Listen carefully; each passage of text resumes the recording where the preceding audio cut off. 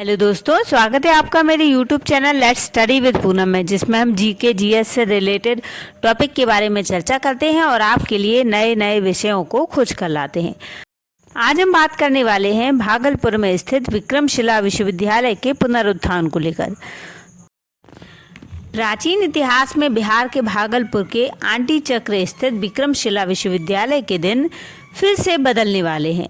नालंदा के प्राचीन विश्वविद्यालय को अंतर्राष्ट्रीय विश्वविद्यालय का दर्जा देने की परियोजना प्रारंभ होने के बाद बौद्धों के इतिहास को समेटे ऐतिहासिक धरोहर विक्रमशिला विश्वविद्यालय की विरासत को सजाने और संवारने का कार्य फिर से स्टार्ट होने वाला है।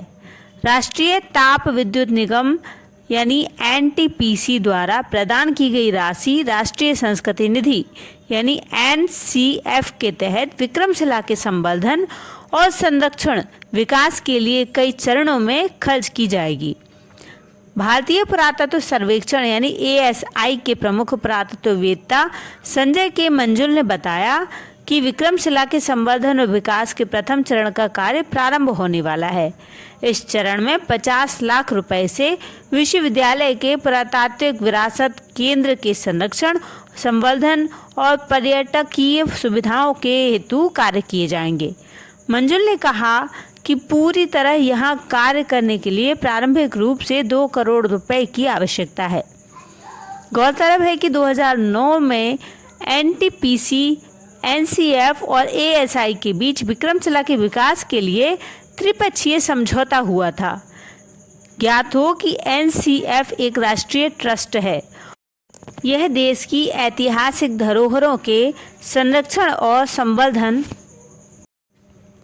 परिवर्धन और उन्नयन के लिए धन उपलब्ध कराता है। उन्होंने कहा कि पिछले वर्ष एएसआई, एनसीएफ और एनटीपीसी के अधिकारियों ने विक्रमशिला महाविहार परिसर, मुख्य स्तूप, पुस्तकालय, तिब्बती धर्मशाला सहित कई स्थानों का निरीक्षण भी किया था।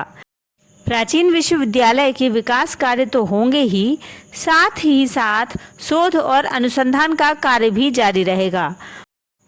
पाल वंश के राजा धर्मपाल ने भागलपुर से 40 किलोमीटर दूर विक्रमशिला विश्वविद्यालय की स्थापना की थी, जो कि 775 से 800 ईस्वी पूर्व का समय था। इस विश्वविद्यालय के प्रख्यात विद्वानों की एक लंबी सूची है। इतिहासकारों के अनुसार विक्रमशिला के जनक अनेक विद्वान तिब्बत गए थे और वहां उन्होंने कई ग्रंथों का तिब्बती भाषा में अनुवाद किया था। इस विश्वविद्यालय में 12वीं शताब्दी में अध्ययन करने वाले विद्यार्थियों की संख्या 3000 थी। इतिहासकारों के मुताबिक इस विश्वविद्यालय का सबसे प्रतिभाशाली भिक्षु दीपांकर को माना जाता था, जिन्होंने करीब 200 पुस्तकों की रचना की थी। अधिकारियों के अनुसार विक्रमशिला स्थल पर छात्रावास के ज्ञात 208 कमरों में 62 कमरों की खोज हो चुकी है और अन्य को खोजने के कार्य जारी हैं। यह विश्वविद्यालय अपने समय के व्याकरण, तर्कशास्त्र, फार्मेसी, मानव शरीर रचना विज्ञान, शब्द ज्ञान, चित्रकला सहित अनेक विधाओं का एक अंतर्राष्ट्रीय केंद्र था। यहाँ तंत्र की शिक्षा दीक्षा भी दी जाती थी, जिस कारण इसका महत्व और भी बढ़ जाता है। इतिहास की पुस्तक तबकाते नासिरी के अनुसार 12वीं सदी में बख्तियार खिलजी ने इस महाविहार को दुर्ग समझकर इस पर हमला किया था, जिसमें महाविहार पूरी तरह से तहस नहस हो गया था। अब हम विक्रमशिला विश्वविद्यालय के बारे में थोड़ी सी जानकारी प्राप्त करते हैं। विक्रमशिला एक बौद्ध मठ और विश्वविद्यालय था। यह भारत के बिहार राज्य के भागलपुर जिले में स्थित था। विक्रमशिला की स्थापना पाल राजा धर्मपाल ने 8वीं शताब्दी में की थी। यह नालंदा और औदेंतपुरी के पास भारत के सबसे महत्वपूर्ण बौद्ध विहारों में से एक था। विक्रमशिला की स्थापना नालंदा में विद्वता की गुणवत्ता की गिरावट के जवाब में की गई थी। विक्रमशिला में व्याकरण, तर्कशास्त्र, मीमांसा, तंत्र, विधिवाद जैसे विषयों का अध्ययन किया जाता था। विक्रमशिला में अतीशा और रत्नाकर शांति जैसे प्रसिद्ध विद्वान ने पढ़ाई की थी।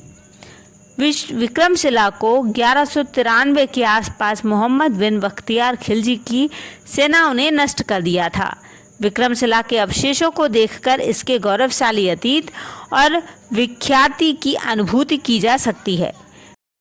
तो दोस्तों, इस वीडियो में हमने जाना कि विक्रमशिला को पुनर्जीवित करने के लिए क्या क्या कार्य किए जा रहे हैं और पुराने समय में विक्रमशिला का क्या महत्व था, कितने विद्यार्थी वहां ज्ञान प्राप्त किया करते थे और किन किन विधाओं में ज्ञान प्राप्त किया करते थे।